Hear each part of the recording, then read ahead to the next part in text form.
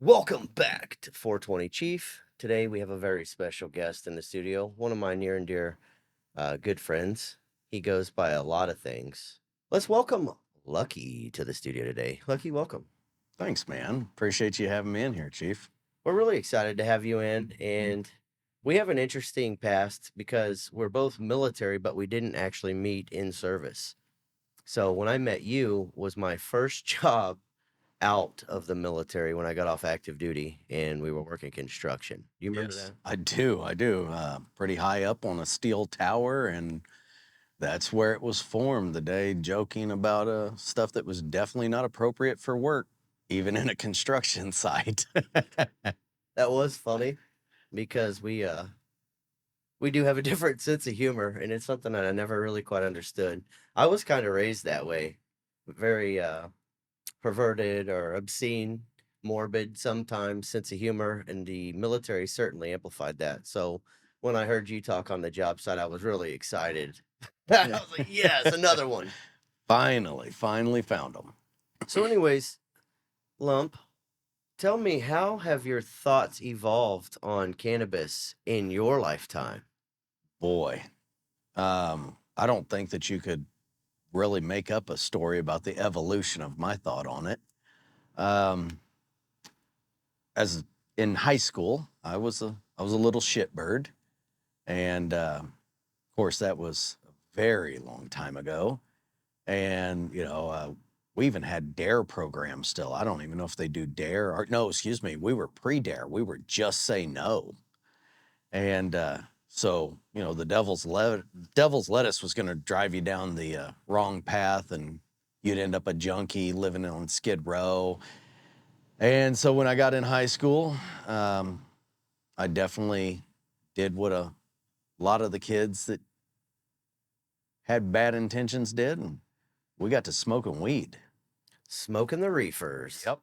And so, yeah, we were out there getting high on those weeds, and went into the Marine Corps. And boy, was that life-changing.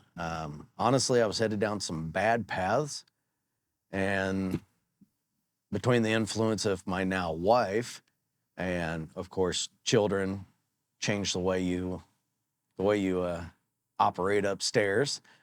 So I was in the Marine Corps. Marijuana was still looked down on very heavily. And of course, we did urinalysis tests all the time. Didn't smoke any weed, got out, got to working. Ended up joining National Guard. Of course, you can't use drugs there, and that's what weed is. Then went into, after some time with the Guard, and after my last deployment, I got out, went into law enforcement. Right out of the military. You betcha. Did a lot of drug work, and of course, it's illegal in our state. At that time. At that time, correct. At that time, highly illegal, and we're arresting people for weed, and I'm still looking at it as this is bad stuff. Fast forward, I end up getting out of law enforcement and take up some other jobs. Had some issues going on. At this time, in our state, we went from totally illegal weed. Then we jump over to, okay, now it's medical. So we have medicinal marijuana. And it changes from marijuana and weed to cannabis. Then we end up going recreational. So I'm kind of kicking back, and I know a lot of my friends, family, that they smoke, and for various reasons, whether just to get high or just to get high, or whether it be that they are actually using it for medical purposes.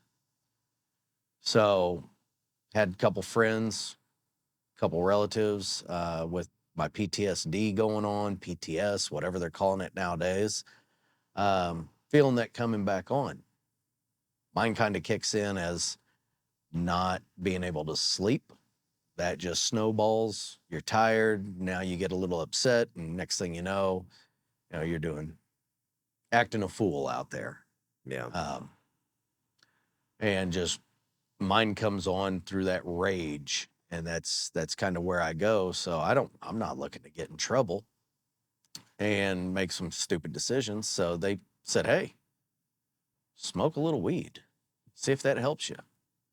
You know, and they start talking about this stuff puts you to sleep, this does that. And I'm like, wow, all the drug work I was doing, I never saw the other side of this, the actual medicinal side.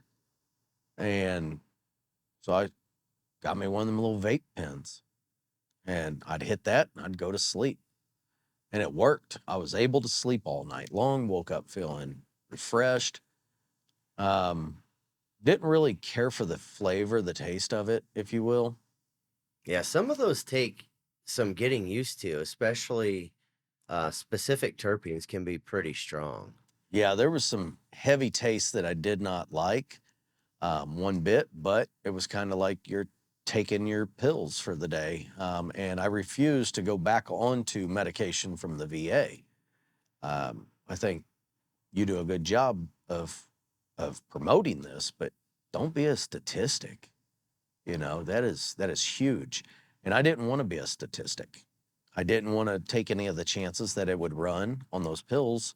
So I quit taking them. And the statistic that he's referring to is the number 22, which is bringing awareness to the veteran suicide crisis. And the number 22 is actually much higher. But the fact of the matter is, there's so many people out there that need help but don't know how to get it. And some of us will turn to the VA and we'll get prescribed medications. And those have certain side effects on your life, especially paired with alcohol. Like in my case, I would tie one off and then take the medicine like candy, so to speak. And that seems like obviously that's not a healthy decision. So it's really difficult. And it's interesting to me to hear you say, and Scooter said the same thing. He was having, like, without medication, he can't sleep. No, I couldn't sleep. If I went without my medication, I was actually having physical withdrawals. Like a lot of people know it as being dope sick. I was starting to feel those ways. But the problem was when I was on the medication, I felt like I wasn't myself.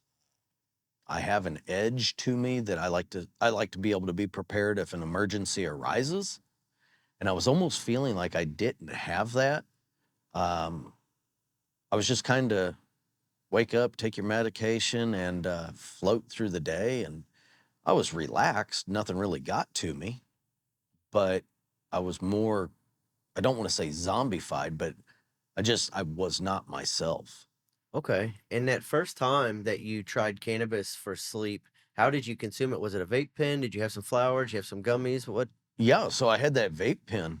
And I started noticing I wouldn't be able to sleep because of the way I was hitting that vape pen. I wouldn't be able to sleep without using it. I was using it every single night. And so I quit using it. Fast forward a little bit further in life, and here we go.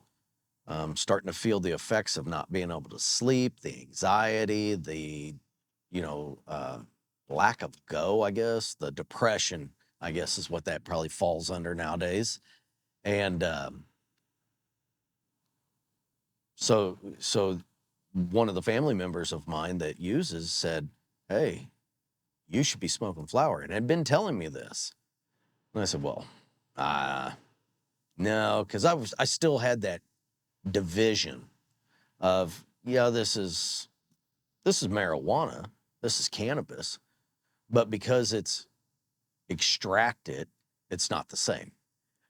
So it's So just some kind of something you told yourself. right, like how stupid is that, you know? Yeah, just because I watered down my whiskey, it's not, you know, I'm not drinking that whiskey now, or it's not as strong. Like, no, you're still consuming the same amount. It is concentrated like orange juice, Right, a little bit stronger sometimes. right. So, anyways, this next go around that I decided, okay, it was time to do something to be able to sleep.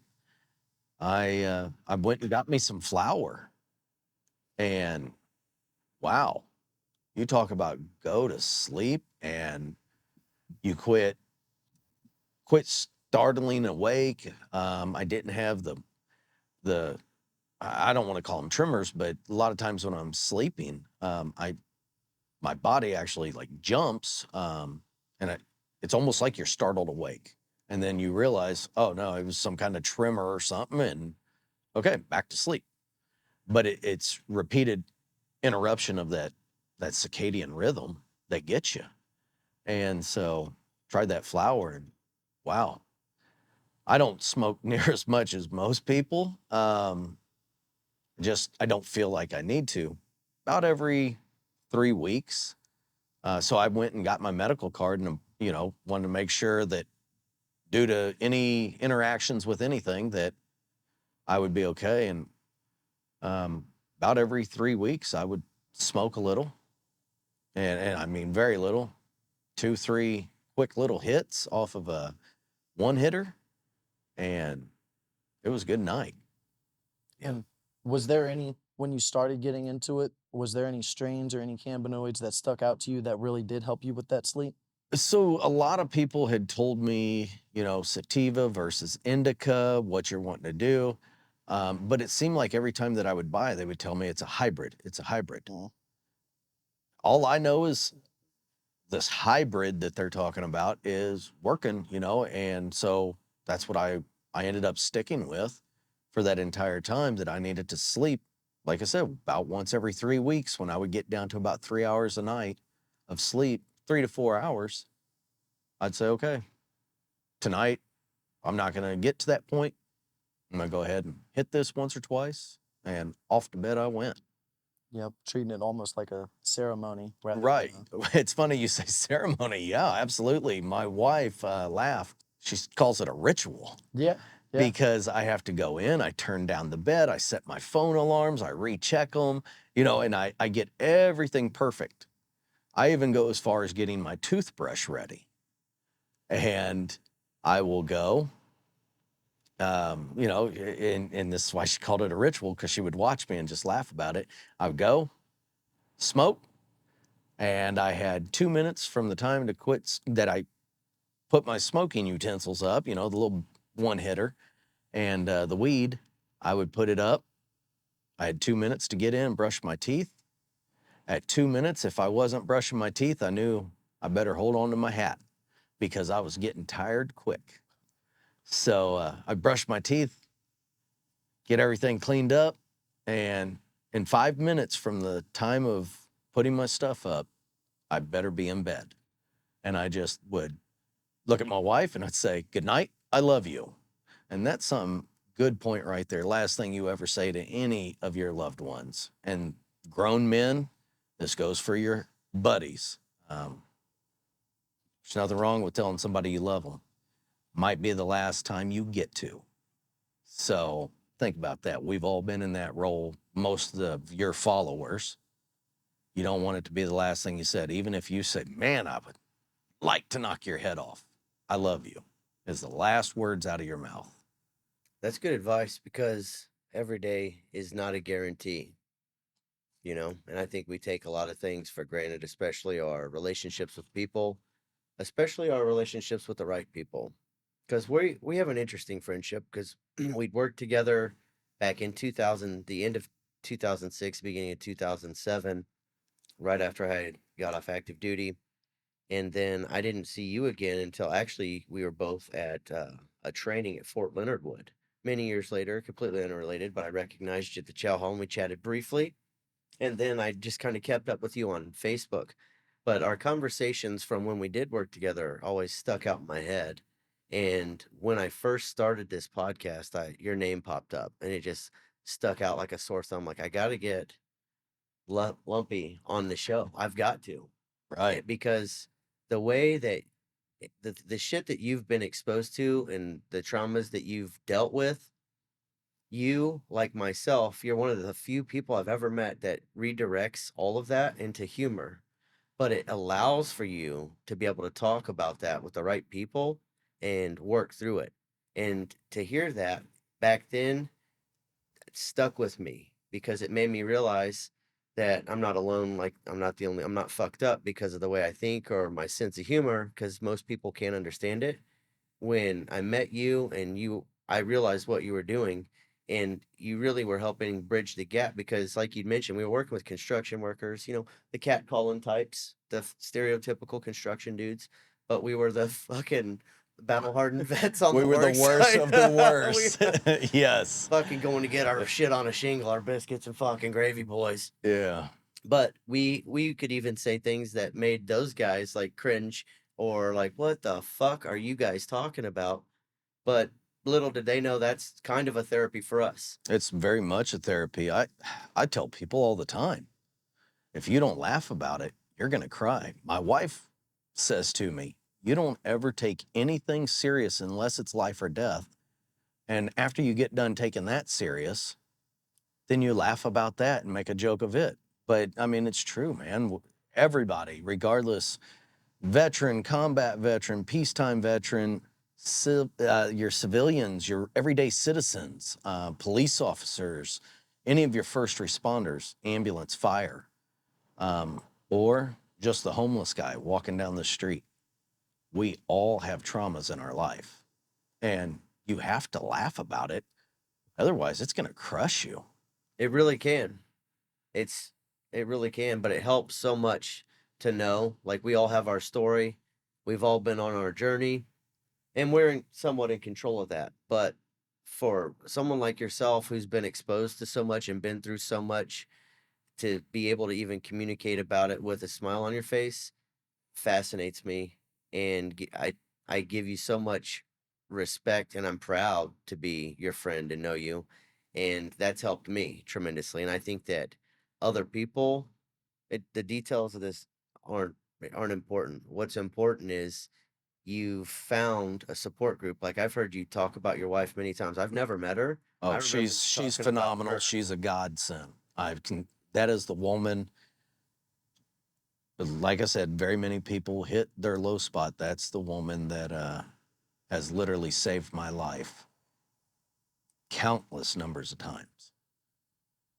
And I know she's been with you through all of the shit and even probably been a big part of setting you straight. Like you'd mentioned earlier, I think you used the words the help upstairs. Right, right. Yeah. No, she's actually the one who started my path of healing.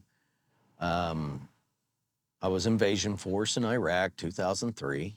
And, you know, when I got home, I didn't realize, Marine Corps at that time, they're giving you decompression classes. What's a decompression class? Like, get out of here with all this huggy feely shit. I'm home from a war zone. I want to go home, see my family. I want to go home and do my thing and get the fuck out of my face. Well, I think that we all looked at it wrong, maybe due to how fresh it was. Plus, at that time, mental health was still taboo, very taboo. So 2003, I get home, and in 2005, stuff hit a precipice. We were at a point that it was off the rails. I mean, you couldn't stay on track. When it finally boils over, she tells me, you need to leave and don't come back until you fix yourself. Man, that hit hard. I ended up going to the VA. They were great, by the way. they did what they were supposed to do at that time, and they even went even further. Um, a lot of help there. The medication at the time is what the, standard issue. You were in the Navy, you got a bone sticking out of you. Here's 800 milligrams of ibuprofen, drink plenty of water and get plenty of rest. And that was kind of, what they had to work with. The VA did at this time was, this is all we know about it because mental health is not a thing. So I don't fault them for it. Matter of fact, I go shout out to Truman VA down there in Columbia, Missouri. Like, amazing, amazing facility. The VA, you always hear bad stuff about, but they're awesome. I want to agree because I think the VA is what you make it. I have heard a lot of horror stories about people that have gone and it didn't help them out, but in my experience, I wanted it to work. I needed it to work. And so I got blessed enough to get the not a counselor, but I think therapist that I Right. have, and we work well. And I am able to talk about shit, and she's able to use my words back to me. They've got some great people there, man. They really do. Some real professionals. Yeah. And they're wading in this shit all day, every day. They're getting plenty of training, and they're learning what works and what don't work. And I honestly feel like the folks that work at the VA are there because they want to be. The majority of them. And that's like saying all teachers sleep with their students. No, you only hear about the bad ones. By the way, where were you when I was in school? Yeah, they didn't talk about No. that in guidance No. class back then. But we'll get back on track. I know. Yeah. So your wife told you to get out, fix yourself. You went to the VA. They gave you some medicine. Yep. And then we started that path. You met me while I was on my medication, while we were working there construction together. And that started me down the path. And now going full circle, looking at marijuana, cannabis, weed, whatever you're wanting to call it. Back in my day, we just called it bud. That might date me, especially for you younger folks. But anyhow, yeah, now I look at it and I go, I'm a medical card holder. I've got a very close family member that smokes all day, every day. No, I have to ask you. You mentioned earlier that like your vape, you felt okay to do it because it was watered down. When you see a close family member consuming it with your military and police service, like how do you see them now? I want to Man, know there is this. it's so weird. And I'll speak to you as a father. There's things that you see your kids do, and one part of you is like, man, that is so fucking awesome. Like, they're climbing a tree, something that you did when you were young. They're climbing a tree, they're gonna fall out and they're gonna break their arm. And at the same time, you're like, man, if I saw this on a video, I would laugh like, no shit, you dumb little kid, you fell out of a tree. But then as the father, you go, oh no, no, no, no, no. So you got like this division of father versus who you really are, if you will. That dark sense of humor. And to me, as a family member, like I said, close family member, this is a guy, like, when I look at him, I go, wow, I respect him. Everything that's going on in his life, look what he's doing. And, when I'm looking at it through a different set of eyes, like I said, where I'm sitting here going, this is the man that I wish I could be. He smokes weed. Look how productive he is, though.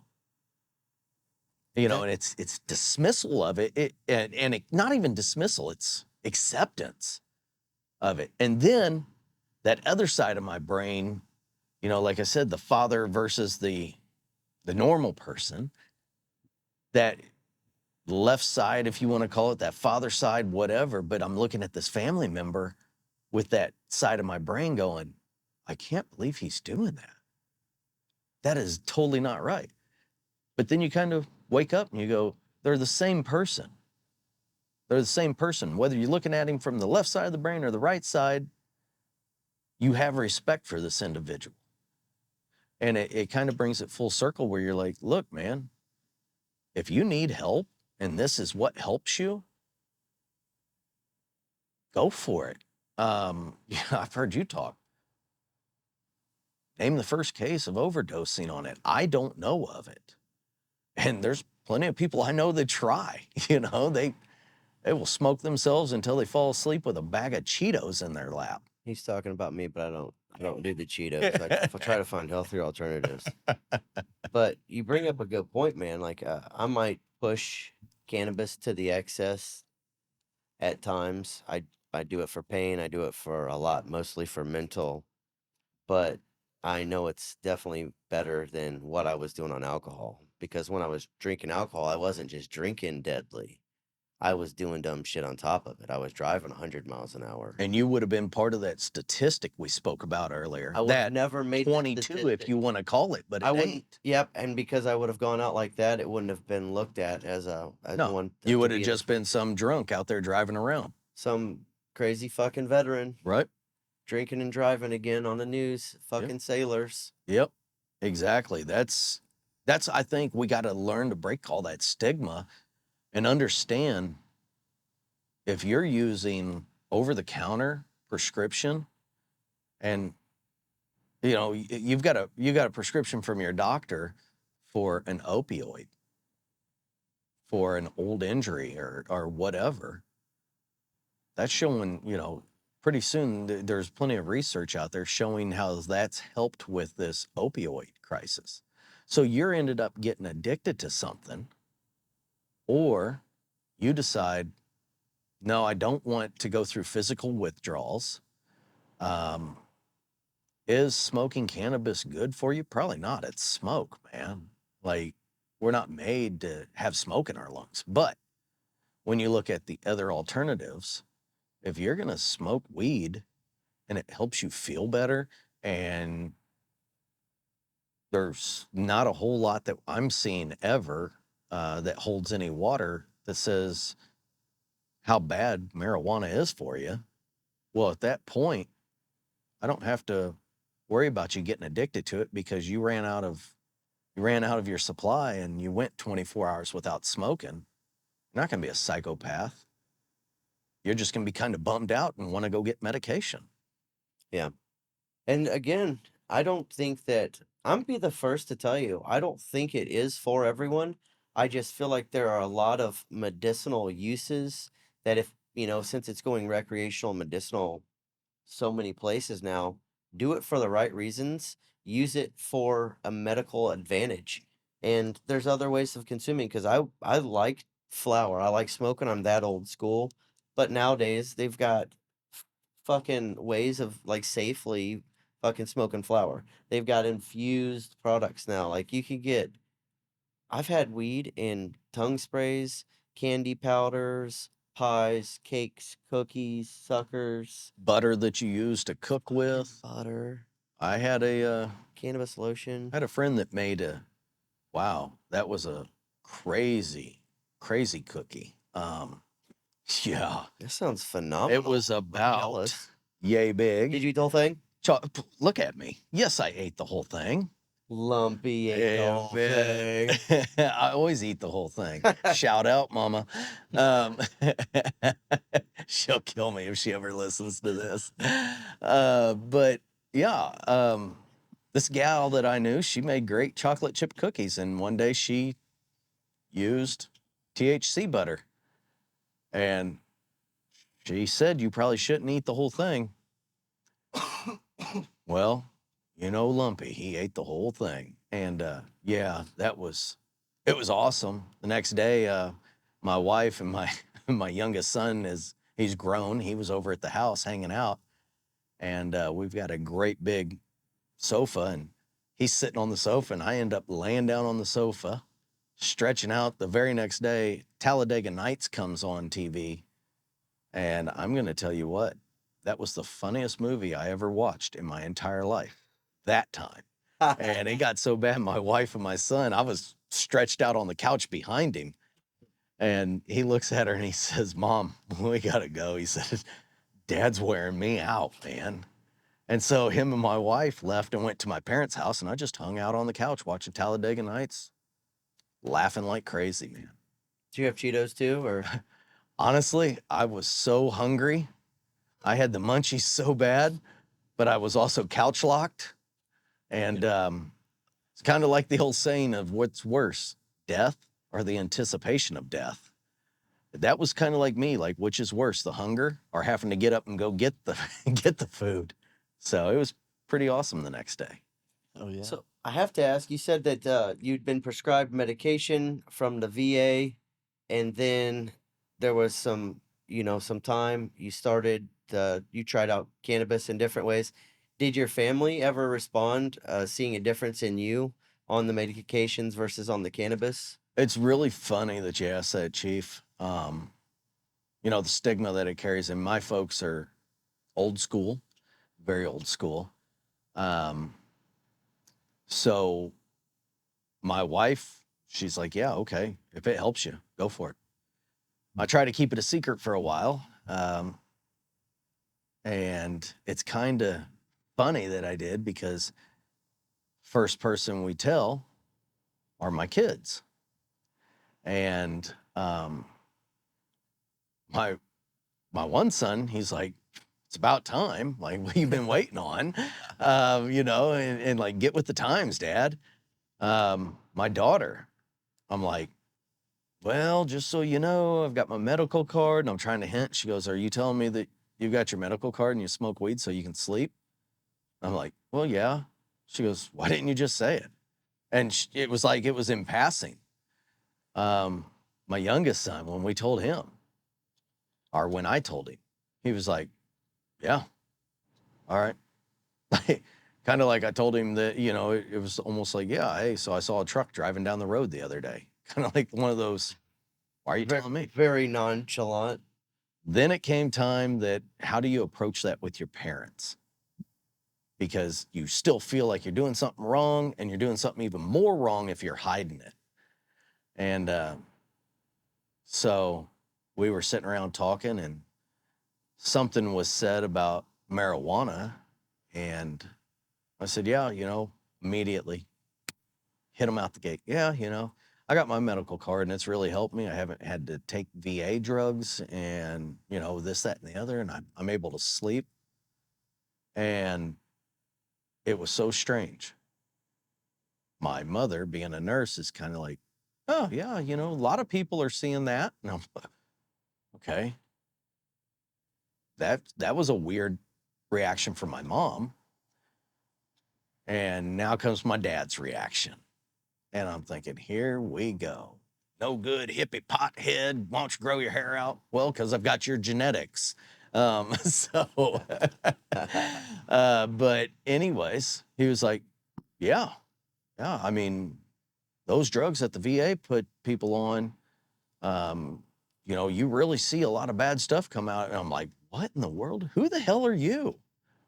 Like, why were you so cool about this?" And it was just accept it, go on, and don't discuss it type thing. I think one of the biggest things that's helping is, like with you, your intentions on the use of it.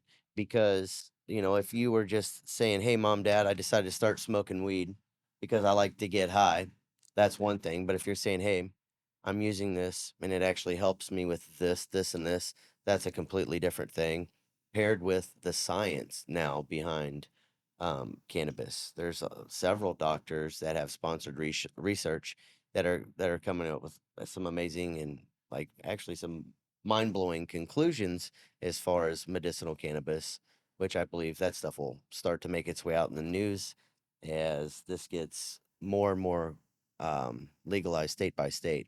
I tell you, I think the way that I kind of view cannabis now, and I've spoke to my parents about it, the way that I view it now. It's if you think of prohibition on alcohol, it was legal, then it became illegal, and then it became legal again.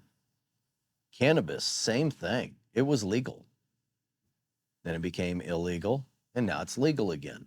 I think we're at that end where prohibition ended. That's where we are with cannabis. In 10 years, 20 years from now, what's going to happen is you're going to be going over your buddy's house and he's going to say, hey, stop, pick me up a 12 pack of beer like he does today. And you're like, okay, pay me when I get there. He's going to tell you, stop and pick me up a 12 pack of beer and get me a 6 pack of joints and a pack of cigarettes. And you're going to do the same as you do right now when he says, pick me up a 12 pack of beer. It's just not going to be looked at with that same scrutiny as long as you use it responsibly. And I'll Venmo you, but not pay you when you get here. Right. And that way the government can track you. That's right. They need to know. Plus, I don't think anybody accepts cash anymore, do they? They don't even know what it is. Definitely not at a baseball game or a concert. Yeah. That's for sure. Yeah. So we were talking about if your family noticed any difference with you from getting off the VA prescribed medications and after your cannabis consumption. Yeah, they noticed a huge change. Matter of fact, I've heard from multiple family members of, it's too bad that you couldn't be like this back when you were like that. And it's taken a lot of repairing in relationships, but when people see that I'm actually putting forth that effort, I'm going out and actively trying to fix myself, and that I bring that to the table and say, this relationship's damaged, and I wholeheartedly accept my part of responsibility on it, which is probably more than your end. You always share responsibility, but the majority of it's on me. And they see that. Fuck. Yeah, you're dying, bro. I'm dying. So yeah, when they see that you're able to accept all that and say, I want to move on and I want to do what I have to do to repair this, that's how you find out that they love you, because they're willing to take that step and go, let's fix this. It probably brings yourself a lot of mental clarity knowing they're, accepting of you. It really does. Mending that relationship. Yeah. We were talking prior to coming into the studio, and, yeah, bub, you hit it on the head. It's so much, you actually are able to start to, how do you say it? You start to forgive yourself. Mm-hmm. Because it's almost like a forgiveness, but at the same time, you're not taking that responsibility away. You're saying, yes, I did screw up. I did do this, but I'm able to accept that. And I'm able to accept in the healing process that we're able to move past it. So yeah, it might be forgiveness. It might be acceptance. I don't know what you would call that. Yeah. The clarity of it. It's definitely clarity. It's cleansing for sure. I had thoughts on that. But I think you hit on a key point, and that's that you put in the work, and that takes actions from you. So that's how you respond to things, the words you choose to speak, the tone in which you choose to speak them, the facial expression.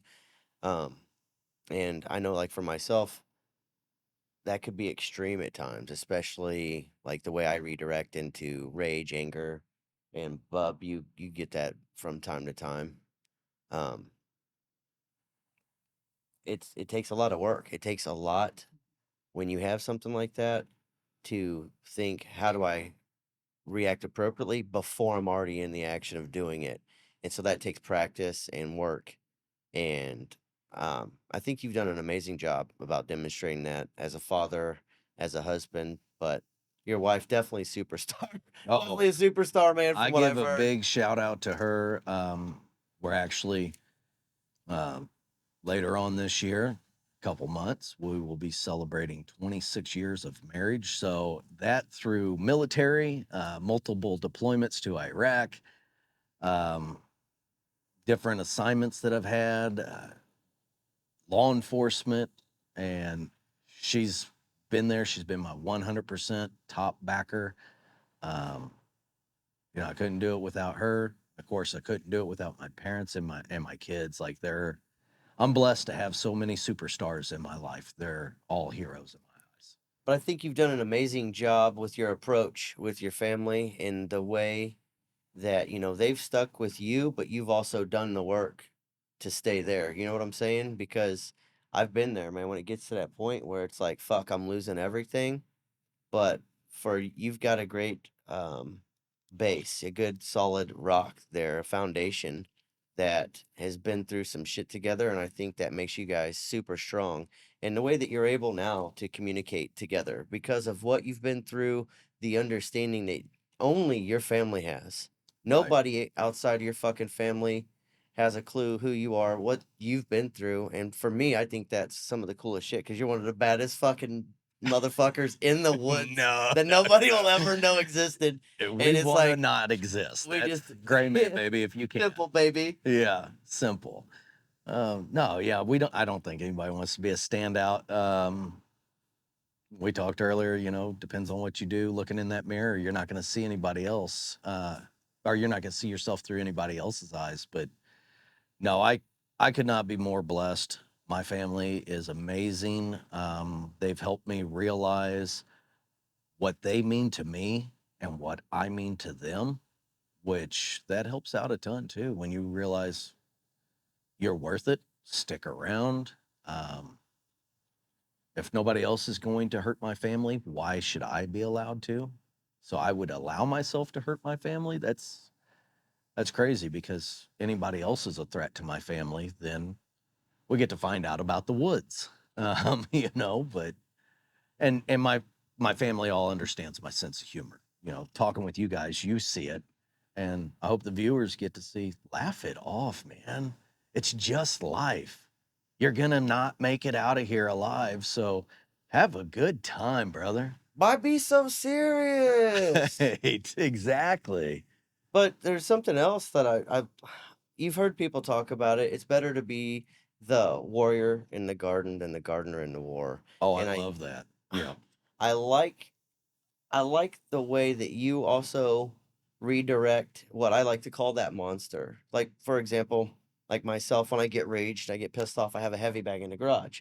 I'm going to practice throwing punches so that way, if anything ever happened, if somebody did fucking break in and I'm on super alert, it's going to fucking suck for them. That shit is going to fucking hurt because I train this fucking beast inside of me and it's excited and ready to come out sometimes. And so I'm like, well, I'm gonna use it. It's gonna be for the greater good. And like you with just the real life training shit and the groups that you're with, the people that you've surrounded yourself with, you guys are an amazing tribe. You guys are each doing there, you're each there for each other. And I think that's phenomenal. It's funny you said tribe. We were talking about that earlier before we came on air, and I don't use it as a buzzword. I know there's a lot of people out there who do, but I think that's why you and I are such good friends, because you're able to understand what the real meaning of tribe is. I think that's where a lot of veterans screw up.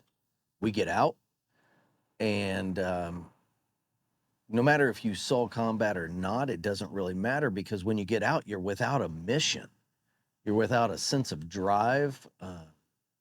You've lost your navigational beacons. You're just kind of in life and you're lost without that mission.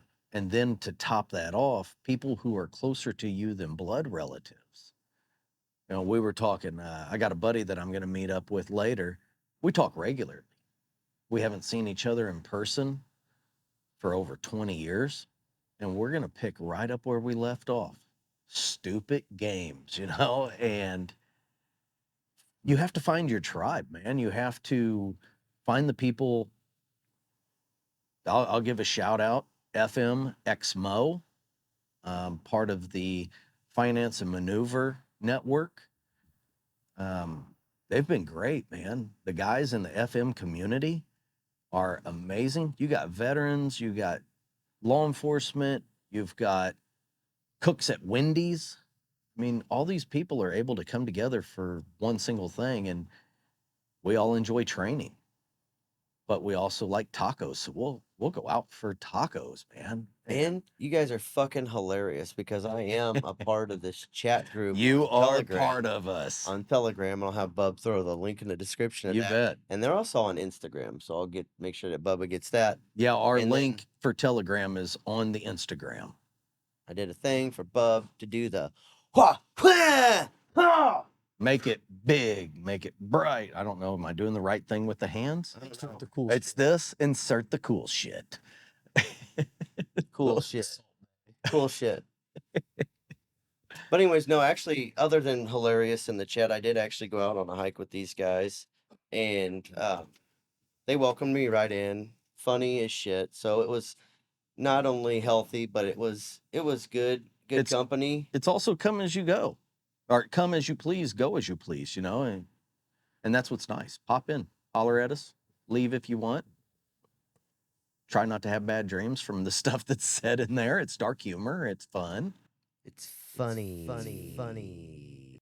Insert echo with the I wall. don't have my headphones on today, so I don't know how to do sexy voice right today.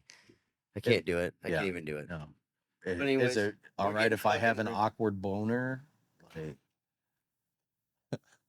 I definitely do not. Do you? Yeah, we about did it. It's been a blast. I really, like I said, before I even started recording the first episode for this podcast, and Bubba and I were creating our vision board on how we're gonna do what. I was like, I gotta get Lumpy's ass in here. Like, we got to get him in here because you're a great. I feel like you're an amazing dude. To me, you're a special type of person. But My because, mom says I'm special. yeah, and and the bus and stuff Yeah, like that. yeah, right. But you demonstrate good characteristics and qualities that I admire and I look up to. And as a friend, you're one of those that doesn't enable, but you're also not one that's annoying at all. Like, we reach out whenever, but we still manage to fucking connect. And we talk less than I do with most of my other friends. And I see you more than I do with Yeah, my other friends. It's sad, isn't it? Yeah. Make time for the people who matter in your life. The people who don't matter, we talked about it. Cut them out, man. Don't bring on the negative vibes. Life's too short to take it serious. The people that will be there, you'll see it. They're there. The actions will demonstrate that. So with that said, lead with change, lead with love. Always smile, love yourself, and share the love. Chief out.